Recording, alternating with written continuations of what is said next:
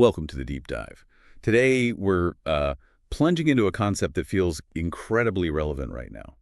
It's deep work, based on the work of Cal Newport. Yeah, it's become, well, almost essential, hasn't it, in this world where everything's trying to grab your attention. Totally. So our mission here, for you listening, is really to pull out the key insights from the sources we've looked at. Think of it as a shortcut, a way to grasp how you can focus better, create work that actually matters, even with all the noise. And what's really striking, I think, is Newport's point that this ability for deep work, that really focused, uninterrupted concentration, it's not just the nice skill to have anymore. It's becoming incredibly valuable. Valuable how, exactly? More than just being good at your job. Well, think about the economy, automation, AI, the stuff that can't be easily automated, complex thinking, creativity, strategy. That's precisely what deep work cultivates. It's the kind of human advantage that, well, AI can't just replicate. Ah, right. That makes sense. It's the differentiator. Because the opposite, what he terms shallow work.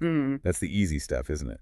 Exactly. All the emails, the quick social media glances, jumping between tasks. It feels productive because you're busy, but it doesn't add much long-term value. Anyone can do it. Precisely. It's often non-cognitive, logistical maybe, done while distracted.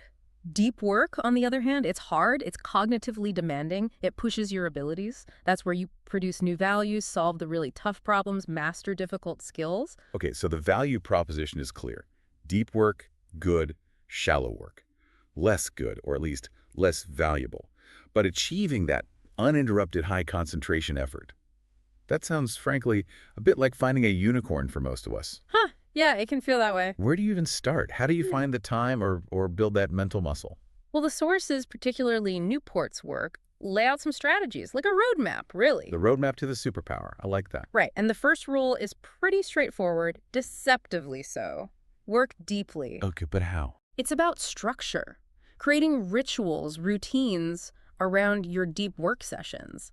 It's less about pure willpower and more about setting up your environment. Like scheduling it in. Exactly. Maybe it's the first 2 hours every morning, no notifications, phone off, or even in another room.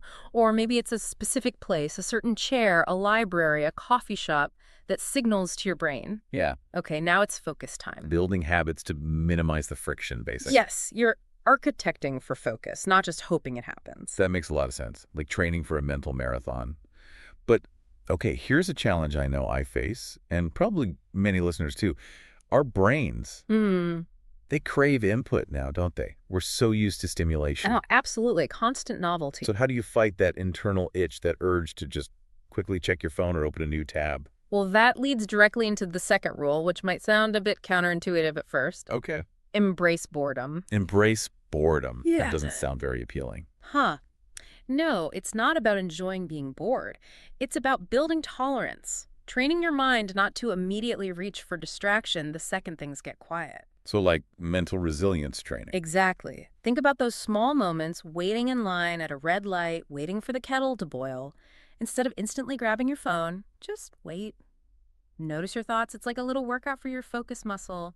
Makes it stronger for when you really need sustained attention. Small mental reps. I can see that. It's about resisting the instant gratification pull. Precisely.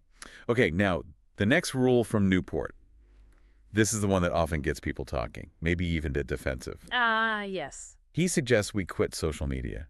Now, that sounds drastic. Is he really saying everyone should just delete their accounts? Not necessarily delete everything wholesale. It's more about intentionality, ruthless intentionality, maybe. The core idea is to honestly assess. Does this tool significantly support my core goals, my deep work, my key values? Or is it just There. a habit, a time sink? Right. If the benefit isn't overwhelmingly positive and clear, then the cost, the distraction, the context switching likely makes it a net negative for deep work. He talks about a craftsman approach. You choose your tools carefully, only the ones that really help you do your best work. Okay, so it's less about quitting and more about choosing consciously, curating your digital toolkit. Exactly. It's about empowering your focus, not just letting any app drain it away. Which brings us nicely to the fourth rule, actually. And this one feels like a constant battle some days. Drain the shallows. The shallow work. It never ends, does it? It really doesn't. Emails, meetings, admin. It all feels urgent, but it crowds out the deep stuff. How do you realistically drain that? What's a practical first step? One really effective thing is to schedule your shallow work. Contain it. Schedule emails. Yeah. Instead of checking constantly or letting notifications interrupt you, block out specific times. Say half an hour at 11 a.m. and half an hour at 4 p.m. just for email and messages.